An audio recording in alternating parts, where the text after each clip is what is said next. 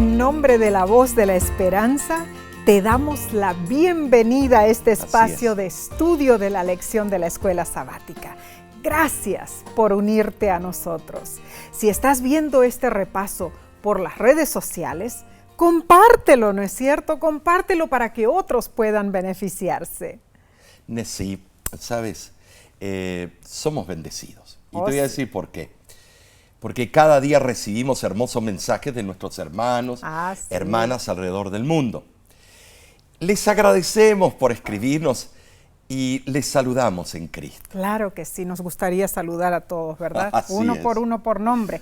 Pero hoy leeremos el mensaje que nos envió Inés Scapolatempo. Ella nos dice lo siguiente: queridos hermanos en la fe, es un gusto para mí saludarlos.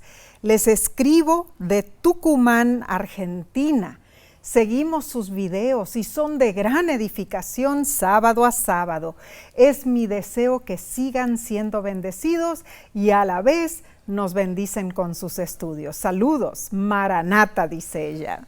Muchas gracias por escribirnos, hermana Inés. Así es. Yo fui a la escuela primaria en esa provincia de Tucumán. Sí. Fue una experiencia muy linda y de ahí nos transferimos al Uruguay. Mis padres eran misioneros, pastores, y así fue el resto de los años de mi vida. Dios bendiga su vida, amén, su familia y sus planes. Bien, ¿qué te parece para iniciar? Elevemos una oración para que Dios dirija nuestro estudio. ¿Oramos? Amén. Padre que moras en los cielos, en este momento pedimos que la sabiduría del cielo nos ilumine y abra nuestro intelecto y podamos nosotros recibir el mensaje salvífico. Bendice a cada persona que está en este momento unida o unido en este segmento. Danos la salud, Padre, lo necesitamos. Y esto te agradecemos en el nombre de Cristo Jesús. Amén. Amén, amén. Bueno, Omar, la lección de esta semana es la número 7 para el 18 de noviembre de 2023 y se titula Misión en favor del prójimo. Bueno, algunos ven estos títulos y dicen, esto no me interesa, esto ya lo sé. Cuidado, porque los autores se van bien profundo a una temática que no es solo por encimita, o sea, sigue sintonizándonos. Al obrar en favor de nuestro prójimo, ¿qué podemos aprender de la forma en que Jesús trabajó? ¿De qué manera podemos actuar como Cristo? Saben, sí, el texto de esta semana se encuentra en Lucas capítulo 10, versículo 27. Y se lee así. Aquel respondiendo dijo: amarás al Señor tu Dios con todo tu corazón y con toda tu alma y con todas tus fuerzas y con toda tu mente y a tu prójimo como a ti mismo. El intérprete de la ley en este versículo citó a Deuteronomio capítulo 6, versículo 5. Claro. ¿No es cierto? Esas palabras eran llevadas por todo judío piadoso en sus filacterias, ¿sí? En su frente, en sus brazos, ¿verdad? Sí, lo escribían. Claro, y las recitaban esas palabras de mañana y de tarde como parte de la Shema. Ahora, los judíos que percibían el significado verdadero de la ley comprendían que sus preceptos no eran arbitrarios, sino que estaban basados en los principios fundamentados en la rectitud. Y todos esos principios de la ley pueden resumirse en el mandamiento de amar. ¿No es cierto, sí. Sin embargo, nuestro amor por Dios puede volverse superficial. A veces cuando oramos, la forma que nos dirigimos a Él no es profundo, es superficial para estar o ser cumplidos. Si decimos que amamos a Dios, pero no le obedecemos, pensamos que amamos a Dios, pero ¿cómo demostramos ese amor en nuestro diario vivir? Amar a Dios requiere un compromiso total de nuestro corazón, alma, cuerpo y mente todos los días. Así es. Ahora, Cualquiera puede decir que ama a Dios, pero hacerlo requiere un esfuerzo consciente. Claro que sí, amar a Dios es dedicar a su servicio todo nuestro ser, nuestros afectos, nuestra vida, nuestras facultades físicas y nuestro intelecto. Esa clase de amor es el cumplimiento de la ley, Romanos 13:10. Cristo vino al mundo con el propósito de hacer que por su gracia podamos guardar la ley en este sentido y con este espíritu. Y también debemos amar a nuestro prójimo. El intérprete de la ley que estaba probando a Jesús pensaba que su prójimo era evidentemente un compatriota israelita. Pero Jesús amplió la definición de prójimo hasta incluir a la chusma, a los intocables, a los samaritanos, los repugnantes y a todos los que no eran judíos. Y en sí, esta definición de prójimo se extiende a nuestros días. Claro que sí. A veces nosotros ponemos etiquetas a ciertas culturas. Si son de tal país no saben manejar. Son las causas de todos los accidentes. No hemos dicho, yo lo dije tantas veces. Cuando se trata de compartir con otras personas que no son de nuestra fe, es posible que tengamos muchos programas y planes, pero necesitamos recordar quién es nuestro prójimo y lo que deberíamos presentarle. Claro. Tenemos que compenetrarnos en su mentalidad. Muy cierto. El problema parece ser que hemos olvidado quiénes somos y cuál debe ser nuestro enfoque central. O sea, como actores de cine que se olvidan su guión, muchos se preguntan cuál es el mensaje que deberíamos dar al mundo. ¿Y qué se supone que debemos decir?, dicen algunos.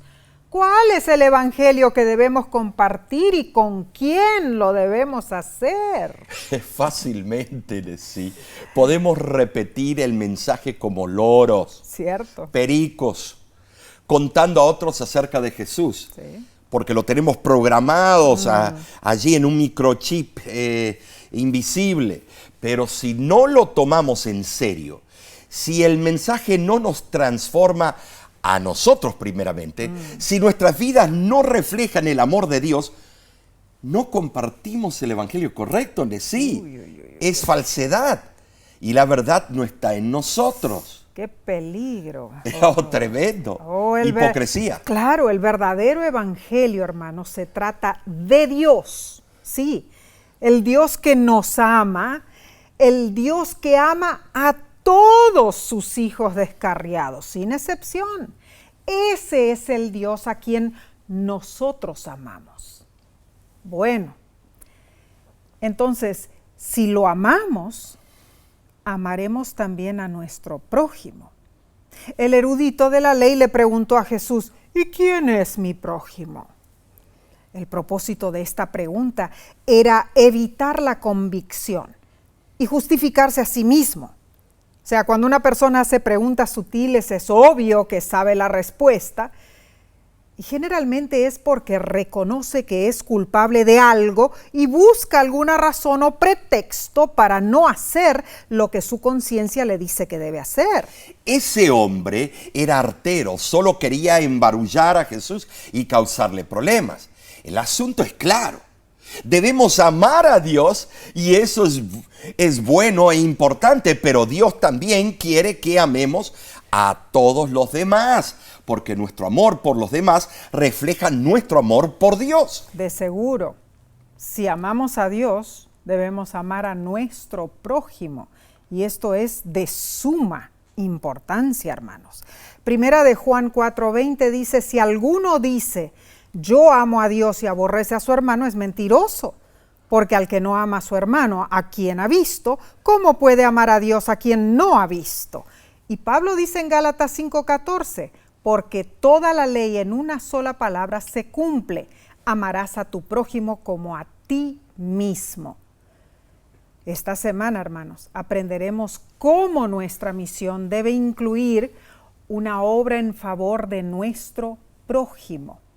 Omar, el asunto aquí que vamos a estudiar esta semana es algo que muchas veces toca teclas que no nos gustan, ¿no es cierto? Nos saca de nuestra zona de confort, en realidad. Ayudar a otra persona muchas veces no es fácil, especialmente cuando pensamos que esa persona no se merece nuestra ayuda. Claro. Bueno, analicemos la lección del domingo 12 de noviembre titulada La Gran Pregunta. Bueno, la gran pregunta para mí es, ¿quiénes somos? ¿Por qué estamos aquí? ¿Qué pasa cuando morimos? ¿Cuál será nuestro destino final? Estas son, en muchos sentidos, las preguntas más importantes que podemos hacernos los que somos mortales. Y la verdad que todos somos mortales. En el Evangelio de Lucas, alguien se acercó a Jesús con la pregunta más crucial de todas. Se encuentra en Lucas 10:25. Y he aquí, un intérprete de la ley se levantó y dijo para probarle: Maestro, ¿haciendo qué cosa heredaré la vida eterna? Bueno, esa pregunta.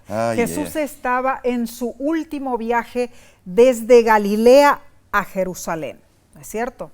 El relato da a entender que el acontecimiento sucedió en Jericó. ¿Dónde queda Jericó? A unos 25 kilómetros al noreste de Jerusalén, entre Galilea y Jerusalén. Así. Y el episodio contado por Cristo, del cual habían sido protagonistas el samaritano y la víctima del robo, había ocurrido hacía poco tiempo. Tremendo. Ahora, la pregunta que le hizo el intérprete de la ley a Jesús había sido cuidadosamente pensada ¿por quiénes? Por los dirigentes religiosos. Claro, los dirigentes religiosos. Querían entramparlo. Sí. Cierto, yo veo que el erudito era un maestro profesional de la ley, un astuto, colmilludo, astucia callejera, y le presentó a Jesús un problema que los escribas discutían largo y tendido. Así es. En verdad se creían todos estos la divina pomada, los papás de King Kong. La pregunta reveló que su concepto de la justicia era completamente equivocado para él. Sí. Como para la mayoría de los judíos de su tiempo, ganar la salvación consistía esencialmente en lo que ordenaban los escribas. Claro. Él consideraba que la salvación se podía obtener por medio de las obras personales. Ahora, por muy seria que parecía ser la pregunta del erudito, la Biblia dice claramente que él vino para probar a Jesús. Claro. Hermanos, a veces las personas se nos acercan a nosotros con escepticismo, incluso con incredulidad, ¿verdad? A veces ni siquiera son serios en sus preguntas. Sin embargo, aún así, son personas que pueden ser alcanzadas. Seguramente pensando así, Jesús buscó tratar al abogado pacientemente, aunque sabía que las intenciones iniciales del hombre no eran genuinas. Esa era una oportunidad que Cristo no podía pasar por alto. La pregunta del abogado y la audiencia que estaba presente ofrecieron un momento único que Jesús podría usar para impulsarlos a escudriñar sus propios corazones. Sí, incluso conociendo los motivos del abogado, Jesús nunca iba a ignorarlo ni faltarle el respeto. No, de ninguna manera. Al fin y al cabo, ninguna pregunta podría ser más importante que esa. ¿Qué haré para heredar la vida eterna? Amén. Pregunta retórica. Hermano, hermana, no importa cuáles sean nuestras costumbres o prácticas religiosas, detrás de todo y cualquier cosa, se presenta esta pregunta crucial. Siempre aparece en alguna parte. Cierto. Bueno, la incógnita atañe a todos los seres cuyas vidas se representan como neblina que se aparece por un poco de tiempo y luego se desvanece, según dice Santiago 4:14. Así es. Pero, ¿Cuál es la única otra opción para la vida eterna, hermanos? Solo la muerte eterna, ¿no es cierto? Ay, ay, ay. El erudito definitivamente sabía la respuesta a su propia pregunta, pues era profesor de la ley judía. Y Jesús le contestó con otra pregunta, pero no necesariamente para implicar una reprensión, no. Era un acto de cortesía darle la oportunidad de contestar a su propia pregunta, ¿no? En verdad, sí. Por muy dudosos que fueran sus motivos, el abogado hizo una pregunta crucial. Sí, cierto. Y Jesús, siempre atento para usar todas las oportunidades para la misión, aprovechó esta para llegar a las almas. Claro. Lo mismo debe pasar cuando tú testificas, tú y yo. Él sabía que Dios le había presentado esa ocasión a fin de iluminar a los que moraban en tinieblas. Claro. Por eso hizo todo lo que estaba a su alcance a fin de abrir la verdad al erudito y a las otras personas que estaban presentes. Entonces, Omar, nosotros nos debemos preguntar, ¿cómo podemos ser conscientes de aprovechar toda oportunidad que se nos presente para testificar, incluso cuando las circunstancias no son las ideales? Recuerdo, sí, cuando estábamos pastoreando la iglesia adventista de Ramona, en el sur de California, se me presentó una circunstancia única a mí. Una de las hermanas de la iglesia enviudó. Cierto. Su esposo nunca había aceptado la fe adventista, pero la hermana me pidió que oficiara el funeral. Ella me precavió que su esposo era masón y que un buen número de miembros de la logia masónica estarían presentes en el funeral. Sí, ¿Te Omar, acuerdas? Recuerdo que me dijiste, esta es una única oportunidad de presentar a esas personas las verdades bíblicas. Así es. Y te preparaste bien, Omar. Sí, wow. Estudié lo que ellos creían y un montón de cosas. Seguro. Y fuimos los dos al funeral. Yeah. Y bueno, yo recuerdo el día como si fuera hoy. Había docenas de hombres de todas las edades que estaban alineados en pareja, uno al lado del otro. Ellos marcharon hacia el ataúd, todos vestidos muy elegantes, con sus trajes oscuros, y llevaban sencillos delantales blancos en sus cinturas. Faldas blancas ahí. Eran delantales blancos. Bueno. Sobre el ataúd yacía otro delantal, ¿no es cierto? Ahí estaba sobre el ataúd. Uno de los hombres dio el elogio lleno de términos arcanos y referencias esotéricas, recuerdo. Y por último, levantó una ramita de acacia y en nombre de los presentes ofreció al difunto una despedida final. Fue una ceremonia interesantísima. Sí lo fue. Luego llegó tu turno de hablar.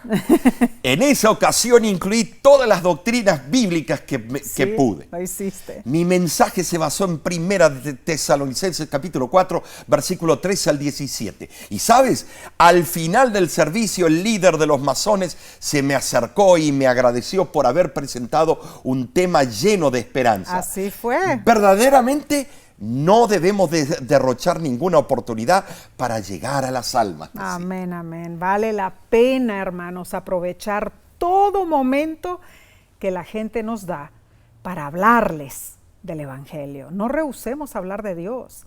Las almas perdidas necesitan que seamos valientes, que prediquemos la palabra y les llevemos el Evangelio. No dejemos pasar por alto las oportunidades. Bien. Seguiremos estudiando en unos segundos.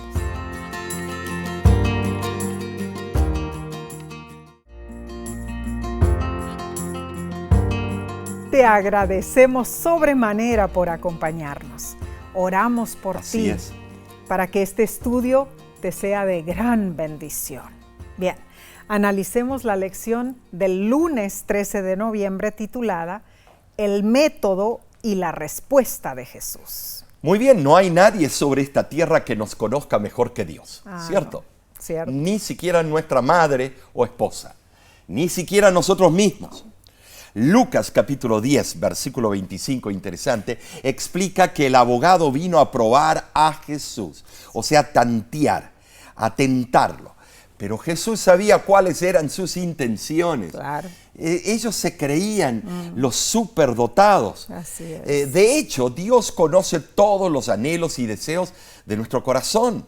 Sin embargo, cuando ciertas personas vienen a preguntarnos sobre nuestra fe, nosotros no conocemos sus intenciones. Eso es cierto. Y la lección menciona un ejemplo. Nuestros amigos musulmanes nos hacen preguntas relacionadas con la divinidad de Jesús. Preguntas como, ¿en qué parte de la Biblia dijo Jesús que Él es Dios? ¿O por qué dices que hay un solo Dios cuando hay 3 personas en la divinidad? Aunque estas preguntas parezcan ser provocativas, quienes las hacen quizá tengan una necesidad sincera de Jesús, quizá genuinamente tienen un anhelo profundo de aprender. Amén. No conocemos sus corazones y en realidad no necesitamos hacerlo. Simplemente necesitamos ministrarles de la mejor manera que podamos, independientemente de sus motivos. Al erudito Jesús le contestó con otra pregunta. Volvemos al libro de Lucas, capítulo 10, versículo 26. Y Jesús dijo, ¿qué está escrito en la ley? ¿Cómo lo lees? Para entender la respuesta de Jesús debemos estudiar el contexto de otros versículos que nos ayudarán a percibir más claramente el trasfondo de la situación. Hay que leer todo, ¿no es cierto? A veces queremos respuestas, pero no nos esforzamos para encontrarlas. Como un detective tenemos que ser. Debemos estudiar profundamente la Biblia porque en 2 de Timoteo, capítulo 3, versículo 16, dice: toda la Escritura es inspirada por Dios y útil para enseñar, para redarguir, para corregir, para instruir en justicia. Tremendo versículo. Es tremendo. Al contestarle al abogado, Jesús señaló un aspecto importantísimo del aprendizaje. En lugar de solo escuchar lo que otros tienen que decirnos, necesitamos leer las Escrituras por nosotros mismos. Así es. Las respuestas ya están allí y el Espíritu Santo obra en nuestros corazones para inculcarnos lo que debemos aprender y lo que debemos hacer. Dios nos da su santa palabra. Amén y amén. Aquí, bueno, la tenemos. Gloria a Dios. Aunque encontremos errores de copistas y todo, pero el mensaje en sí no ha cambiado. No ha cambiado. En ella podemos encontrar toda la verdad que necesitamos. Es un manual por excelencia. Amén. Gamaliel dijo en el Sanedrín, si esto es de Dios, bueno, prosperará, y si no es, bueno, va a disiparse. Estimados, este libro ha llegado a toda tribu, nación, lengua y pueblo, casi todo el mundo, y es el más frecuentado y que más ha sido distribuido en el mundo. Cierto. Incluso sobre cómo se supone que debemos vivir, este libro habla cómo debemos tratar a los demás y cómo podemos heredar la vida eterna. Así es. Este es un manual. Ahora, es cierto que los maestros y ministros tienen la responsabilidad de enseñar, pero al final nosotros mismos debemos ir a la Biblia para ser iluminados y encontrar las verdades que importan. Por ejemplo, Salmo 119, 105 afirma: lámpara es a mis pies tu palabra y lumbrera a mi camino. Debiera ser el primer versículo que le enseñe a tu hijo en su crecimiento, que lo aprenda de memoria. Ahora, este versículo es una verdad sagrada que nos señala cuán importante es la Biblia. Jesús en la tierra fue la palabra de Dios hecha carne. Él siempre guió a la gente hacia la palabra escrita. Amén. Nos debemos preguntar, ¿qué debería decirnos esto acerca de la importancia de la Biblia? ¿Y por qué debemos rechazar cualquier razonamiento filosófico o teológico que disminuya nuestra confianza en la Biblia? Hermano, hermana, la palabra de Dios ilumina nuestro camino para que podamos andar seguros en las tinieblas espirituales de este mundo. El que tiene esta luz no tiene razón para tropezar, aunque esté siendo acosado por el mal. La vitalidad de las Sagradas Escrituras se debe a la vida que Dios ha alentado en ellas. Porque sí, la persistencia de su encanto y su idoneidad para satisfacer cada necesidad humana testifican de su autoridad divina. La Biblia es el único libro de texto para nuestra salvación. Demos por sentado eso. Solo Dios puede ofrecernos salvación y revelarnos la naturaleza y los alcances de esa salvación. Y de sí, Dios lo hace a través de la Santa Biblia. La Biblia es el medio para que entendamos la salvación. Claro, claro que sí. Cuenta una historia, Omar, que en cierto bosque de Sicilia, Italia, un colportor bíblico que vendía libros con porciones de la Biblia fue asaltado a mano armada. Bueno, se le ordenó encender un fuego y tirar todos sus libros a la fogata para que fueran quemados. Bueno, el hombre no tenía de otra, encendió el fuego, pero pidió permiso para leer una porción de cada libro antes de quemarlo. Inteligente, ¿no? Tremendo. El ladrón líder consintió. Entonces el colportor leyó el primero, Salmo 23. Oh, este es un excelente libro. No lo quememos, démelo, dijo el ladrón. Y el colportor tomó otro libro y leyó Primera de Corintios 13, donde habla del amor.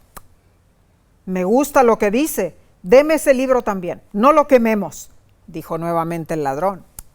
Y luego el colportor leyó una parte del Sermón del Monte, de la parábola del buen sembrador, de la parábola del hijo pródigo y etcétera. Y en cada caso tuvo el mismo resultado. Al fin, ningún libro había sido quemado. Qué bien. Claro, dejaron que el colportor se fuera y continuara su viaje, pero sin sus libros, porque ahora el ladrón líder se quedó con todos los libros. Resulta ser que años más tarde el colportor se volvió a encontrar con ese ladrón. Tremendo. Y el ladrón se había convertido en un ministro de la palabra de Dios. Tremendo. Los libros habían hecho la transformación. Hermano, hermana, la lectura de la Biblia transforma vidas en todas las partes del mundo. Sí, es impresionante. Sí, este caso de verdad me conmovió cuando yo lo escuché por primera vez. Cierto. Solo la Biblia nos presenta una conducta para nuestra vida que Dios puede aprobar. Solo la Biblia nos da la esencia del Evangelio eterno. En primer lugar, Cristo murió por nuestros pecados. En segundo lugar, Cristo fue sepultado. En tercer lugar, Cristo resucitó. Y en cuarto, Cristo volverá. Amén. Al estudiar y seguir fielmente las instrucciones bíblicas, somos transformados y conocidos como hijos de Dios. Ay, qué hermoso. Es tremendo. Qué hermoso. La palabra de Dios es viva y eficaz en toda circunstancia. Debemos seguir el ejemplo de ¿quién? De Jesús. Y usar en nuestra vida y en nuestras respuestas el escrito está. Bien. Pasemos a la lección del martes 14 de noviembre titulada Heredar la vida eterna. De la conversación entre Jesús y el erudito de la ley podemos sacar muchas lecciones. Contestando a su pregunta de cómo podía heredar la vida eterna, el erudito especificó la importancia de amar a Dios y al prójimo. Finalmente, Jesús les dijo: bien has respondido, haz esto y vivirás. El erudito cayó en su propia trampa. Lucas 10:28, sabemos que es claro. Para muchos de nosotros, dar las respuestas correctas sobre la doctrina y la fe no es tan difícil. Pero el desafío en sí es hacer lo que sabemos que es correcto y mantenernos firmes en lo que creemos. Ay, hermanos, muchas veces vemos personas muy conocedoras, saben lo suficiente para salvarse, pero se perderán. ¿Serás tú? ¿Seré yo? ¿Por qué? Porque no obedecieron lo que sabían. Y este es un grave problema. No basta saber amar a Dios y al prójimo, debemos practicar ese amor. Ahora quizá digas, la salvación no es por las obras de la ley, es por la gracia. El comentario bíblico de Juan Calvino sobre Lucas 10 del 26 al 28 dice: Cristo no prescribió ninguna otra regla de vida santa y justa que la que había sido establecida por la ley de Moisés, porque el perfecto amor a Dios y a nuestro prójimo comprende la máxima perfección de la justicia. Aunque la ley no justifica ningún hombre, la ley en sí contiene la más alta justicia, porque no ofrece falsamente la salvación. No debemos considerar esto como una forma extraña de enseñanza, que Dios primero exige la justicia de las obras y luego ofrece una justicia gratuita sin obras, porque es necesario que los hombres estén convencidos de su justa condenación para que puedan unirse a la misericordia de Dios. Cristo se acomodó ante el abogado y atendió a la naturaleza de su pregunta, porque él no había preguntado cómo debía buscarse la salvación, sino por cuáles obras podía obtenerla. Tremenda forma de ver la problemática. La Biblia se explica a sí mismo. Por ejemplo, leamos Santiago capítulo 2, versículos del 17 al 22, y es tremendo esto. Así también la fe, si no tiene obras, es muerta en sí misma. Pero alguno dirá, tú tienes fe y yo tengo obras. Muéstrame tu fe sin tus obras y yo te mostraré mi fe por mis obras. Tú crees que Dios es uno, bien haces. También los demonios creen y tiemblan. Mas ¿quieres saber, hombre vano, que la fe sin obras es muerta? ¿No fue justificado por las obras Abraham, nuestro padre, cuando ofreció a su hijo Isaac sobre el altar? ¿No ves que la fe actuó juntamente con sus obras y que la fe se perfeccionó por las obras? Solo podemos demostrar por medio de las obras que son genuinos nuestros deseos de ayudar a los necesitados, y solo podemos demostrar por medio de las obras que nuestra fe es genuina, pero son las obras de Cristo en nosotros. ¿Sabes, Nesí? La fe sin obras es solo una fe nominal, porque la verdadera fe que yace en Cristo tendrá las obras de Cristo como su resultado. Amén. Si no lo tienes, te falta el principio viviente que rige las acciones del corazón. Claro, claro, eso es cierto. Que la fe sin obras puede, como un cadáver, tener la apariencia de una persona, pero no tiene vida, hermanos. La fe muerta nunca produce un modelo adecuado de las acciones, es inútil. Santiago no está comparando la fe con las obras, no. Más bien la fe genuina con la fe muerta.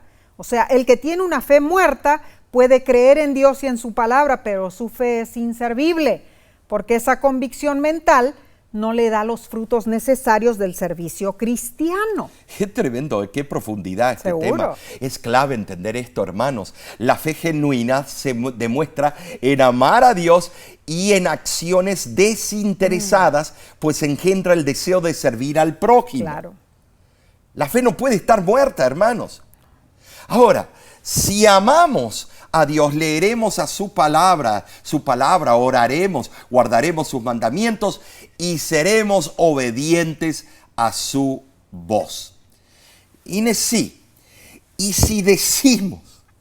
si decimos que amamos a los demás, yo te voy a decir, Nesí, muchas veces decimos que amamos a los demás pero no nos importa nuestra familia, nuestra iglesia, nuestra comunidad, o si ignoramos las necesidades de los demás, ¿de qué sirve puro bla bla, wiri wiri, puro hablar? ¿De qué sirve nuestra fe? Ay, El cristianismo no es solo un conjunto de creencias, es un estilo de vida en acción. Cuán cierto.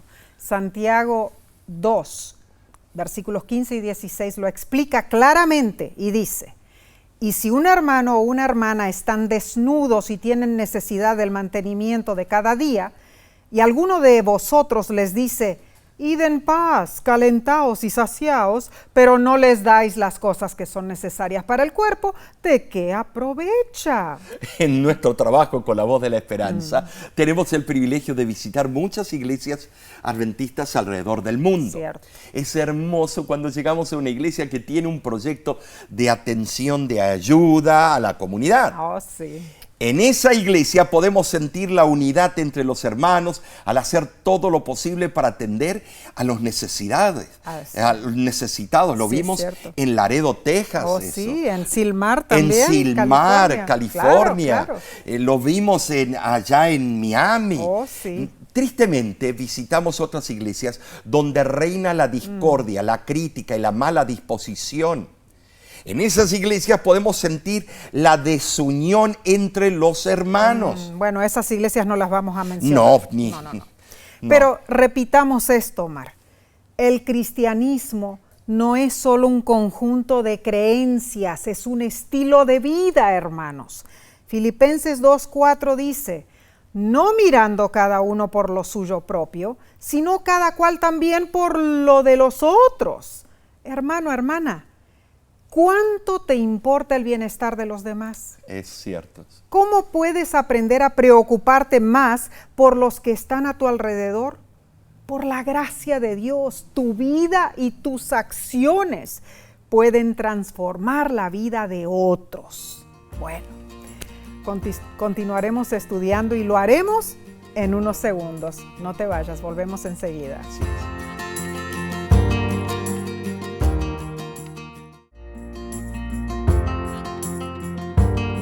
Qué bendición es estudiar la palabra de Dios. Gracias por acompañarnos y gracias por compartir este estudio con otros. Bien, pasemos a la sección del miércoles 15 de noviembre titulada Amar a los demás como a uno mismo. En Mateo capítulo 22, versículo 37 al 40, vemos otra dinámica en la respuesta de Jesús a la pregunta de un abogado.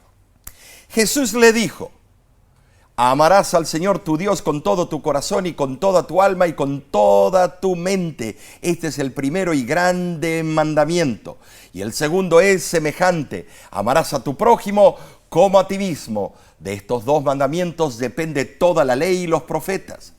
Saben, sí, esto era un resumen de los primeros 4 mandamientos del Decálogo y los últimos 6 del Decálogo. Seguro. Jesús explicó que la expresión cotidiana de la verdadera fe depende de estos 2 mandatos: amar a Dios y al prójimo. Claro que Esto sí. es tremendo. Si una persona practica estos 2 tipos de amor, tendrá la vida eterna, Claro. según Lucas 10, 27 y 28. En 1976 ocurrió la famosa Olimpiada Especial de Seattle, ¿no es cierto? Allí en el estado de Washington. Sí. 9 concursantes con deshabilidades físicas se alinearon para la carrera de 100 yardas. Y al sonar el disparo, todos emprendieron su marcha. Pero uno de los niños tropezó poco después de comenzar y cayó al suelo y empezó a llorar. Ahora, 2 de los otros corredores, al escuchar los gritos del niño, se volvieron, se regresaron a donde estaba el niño herido. Mientras los otros concursantes luchaban por llegar a la meta, estos 2 alcanzaron al niño doliente y lo ayudaron a ponerse de pie. Y luego, tomados de los brazos, los 3 caminaron juntos hasta la línea de meta. Qué hermoso. Y el público, imagínate, el público estaba de pie, emocionado, aplaudiendo. Hermano, hermana, aunque al regresar a ayudar al niño que cayó, Esos dos perdieron su propia oportunidad de ganar la carrera. Tenían una sonrisa en sus rostros. Ellos habían hecho el bien. Ay, Omar, ¿te imaginas si los cristianos tuviéramos esta clase de amor, compasión y preocupación por los demás? Es increíble, no tenemos. ¿Por qué sí cuando voy a visitar las prisiones federales en el país de Estados Unidos o en México o en Centroamérica que he ido, encuentro que la gran mayoría de los reos son cristianos? Cuando usted le pregunta, sí, yo soy de la Iglesia Apostólica Romana, yo soy evangélico, todos son cristianos, pero por algo están ahí adentro. Antes de que mediante el poder y la gracia de Cristo podamos observar los preceptos de la ley de Dios, debemos tener amor en nuestro corazón. Podemos ser cristianazos, pero sin el amor en nuestro corazón es nominal nuestro cristianismo. Ahora, la obediencia a Dios que no nace del amor es imposible e inútil. Donde existe el amor a Dios, la persona pondrá su vida en armonía con la voluntad divina. Cristo enseñó que si el amor de Dios existe en nosotros, saturará todos los aspectos de nuestro ser. La semejanza radica en que los dos mandatos se basan en el gran principio del amor. Los dos demandan la atención concertada y la cooperación de todo nuestro ser. Ahora, esa ley de amar a Dios y al prójimo no era nueva, hermanos. Miqueas casi unió las ideas de Deuteronomios 6 del 4 al 5 y Levíticos 19, 18. Él expresó cuál era el deber del hombre en Miqueas 6, 8, donde dice: ¿qué pide Jehová de ti? Solamente hacer justicia y amar misericordia y humillarte ante tu Dios. Pero fue Jesús quien realmente unificó estas dos ideas que constituyen la base de la ética cristiana. La tendencia natural del hombre es la de ponerse a sí mismo, en primer lugar. Yo y yo. No importándole sus obligaciones para con Dios y también con su prójimo.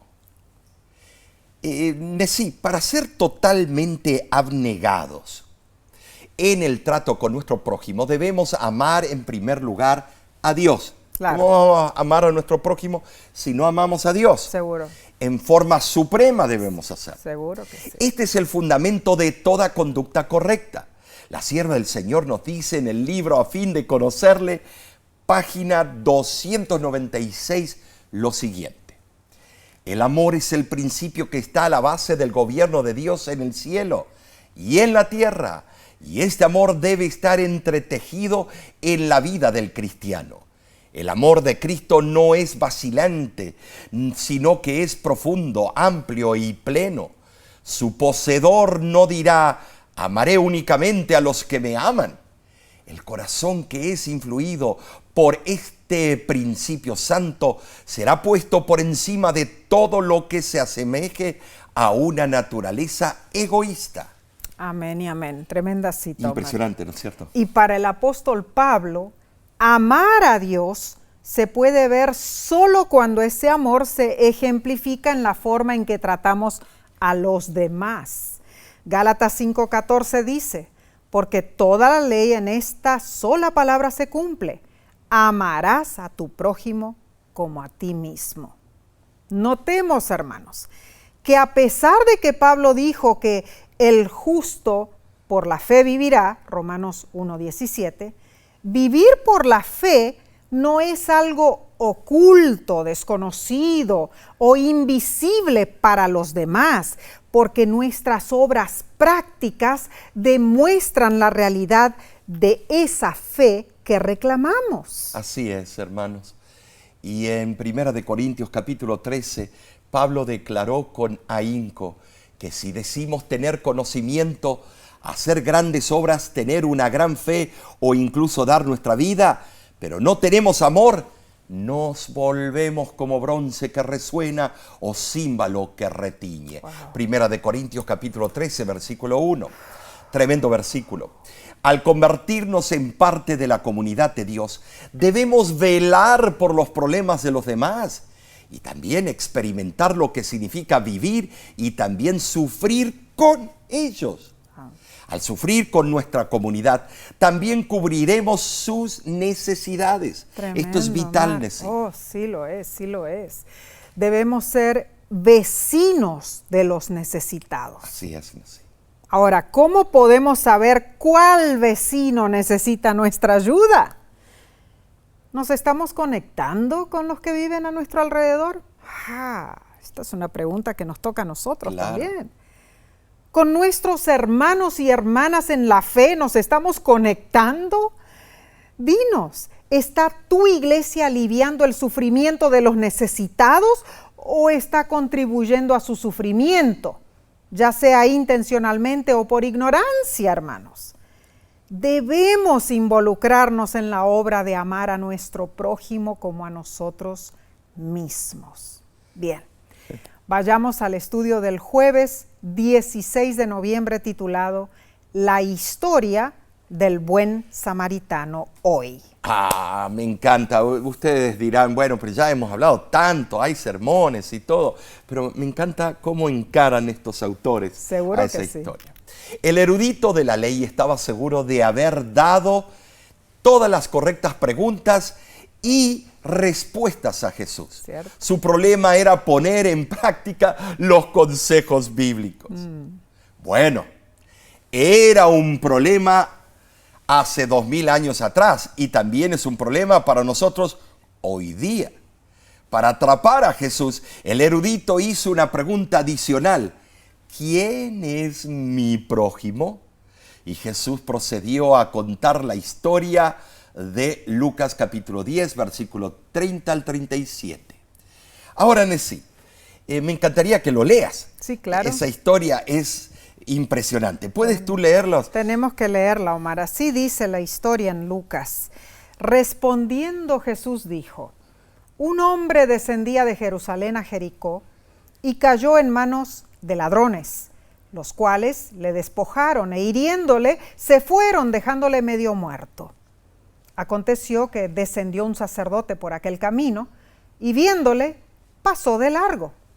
Asimismo un levita, llegando cerca de aquel lugar y viéndole, pasó de largo.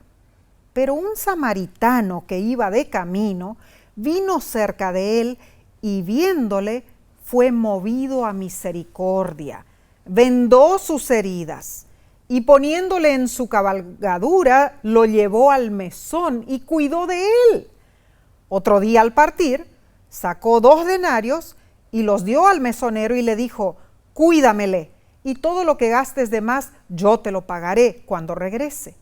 ¿Quién pues de estos 3 te parece que fue el prójimo del que cayó en manos de los ladrones? Él dijo, el que usó de misericordia con él. Entonces Jesús le dijo, ve y haz tú lo mismo. Sabes, Nessie, este incidente fue verídico y varios sabían en Jericó dónde vivía el sacerdote y el levita. Uy, uy, uy. Ay, ay, ay. Según el deseado de toda la gente, el levita y el sacerdote estaban presentes cuando Jesús contó la historia. Tremendo. Qué bofetada Ay, habrán recibido, espiritual. El camino desde Jerusalén a Jericó atraviesa, nosotros lo hemos visto, Sí. cerros áridos y deshabitados. Es un camino estrecho y tortuoso, encerrado por altos, barrancos, Nessie, peligroso para los viajeros en aquel tiempo y también para hoy en día. Claro. Pues la zona, llena de cuevas y escondites, era guarida de delincuentes. Allí se escondían. El desafortunado viajero, desnudo y herido, sin duda estaba cubierto de tierra y de sangre. Ahora, hermanos, si hubiera estado muerto, tocarlo nada más hubiera significado contaminación ritual para el sacerdote o el levita. Esa excusa y otras causaron que ellos justificaran su conducta. Ahora, el samaritano viajaba por un territorio extranjero para él, pero fue misericordioso. Era probable que el desafortunado fuera judío, la raza que sentía una acérrima enemistad contra los samaritanos. Y el samaritano sabía que si él hubiera sido el herido tirado junto al camino, no podría haber esperado misericordia de un judío, de ninguna manera. Asimismo, decidió ayudar a la indefensa víctima. Notemos esto, hermanos. El sacerdote, el levita y el samaritano estuvieron cerca del desventurado, pero solo uno de ellos actuó como prójimo. Era el el samaritano. ¿Por qué usé esa terminología? Porque a veces se critica a ciertas razas porque no son tan de la élite, pero son los que ayudan. Ser buen prójimo no depende tanto de proximidad como de voluntad para ayudar. Ser buen prójimo es expresar amor al que lo necesita. ¿Sabes, Nesí? Esta es la esencia de la verdadera religión. Así es, Omar. Nuestro prójimo necesita sentir el apretón de una mano cálida y el compañerismo de un corazón lleno de ternura. Así es. Ser buen prójimo es para nuestro bien eterno. Nosotros mismos nos beneficiamos. Claro que sí. Dinos, hermano, hermana, ¿hay a tu alrededor quienes han sido tratados injustamente por otros? ¿Has hecho algo para ayudarlos?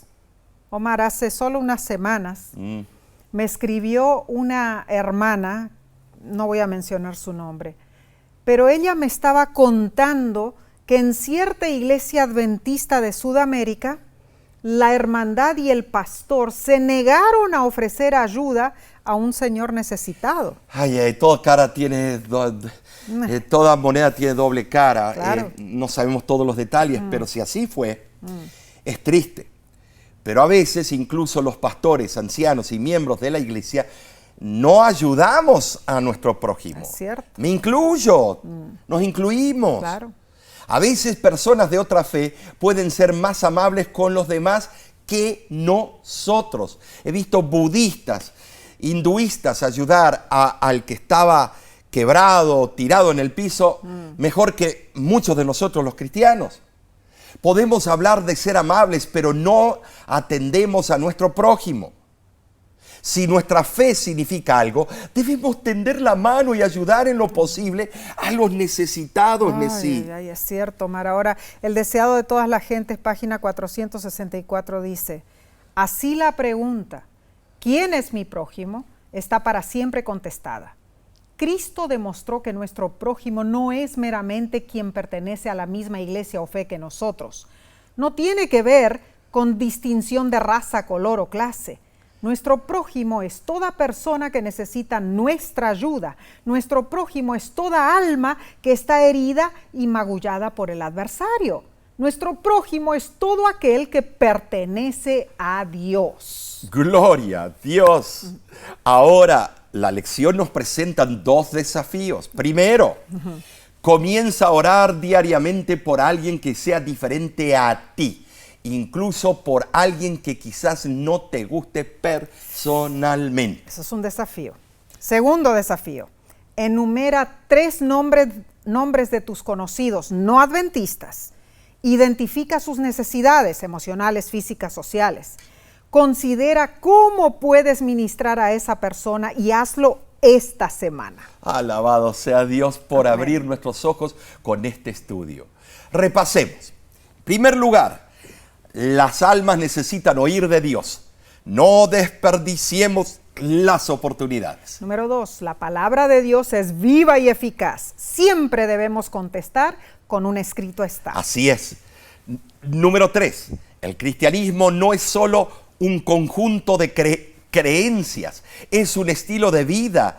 Por la gracia de Dios, nuestras acciones pueden transformar la vida de otros. Número 4, debemos amar a nuestro prójimo como a nosotros mismos. Y número 5, ser buen prójimo es para nuestro bien eterno. Amén, amén. Pero aquí, Omar, no termina esto. No. La semana que viene seguiremos estudiando. La próxima lección se titula Misión en favor de los necesitados. Acompáñanos para que estudiemos juntos. Así es. Sabes, oramos por ti y te agradecemos que ores por nosotros en La Voz de la Esperanza. Amén, amén. Seguimos trabajando para el Señor. Y acompáñanos, ¿no es cierto? ¡Claro! Esta semana tendremos un tema importantísimo. Va a salir en YouTube y en Facebook. Claro, que suscríbete, invita a otros. Es la serie que estamos estudiando los últimos meses, que se trata sobre... La gran controversia. Claro, y el tema de este viernes... se titula... El Papa y la Biblia. Oh, sí, va a estar interesantísimo, no te lo pierdas. Así que ahí vamos a ver cómo él encaró el factor de la Biblia durante toda la historia del cristianismo. Bueno, de manera definitiva debes ver ese tema. Hermano, hermana, Dios te bendiga y te guarde en todo lo que tú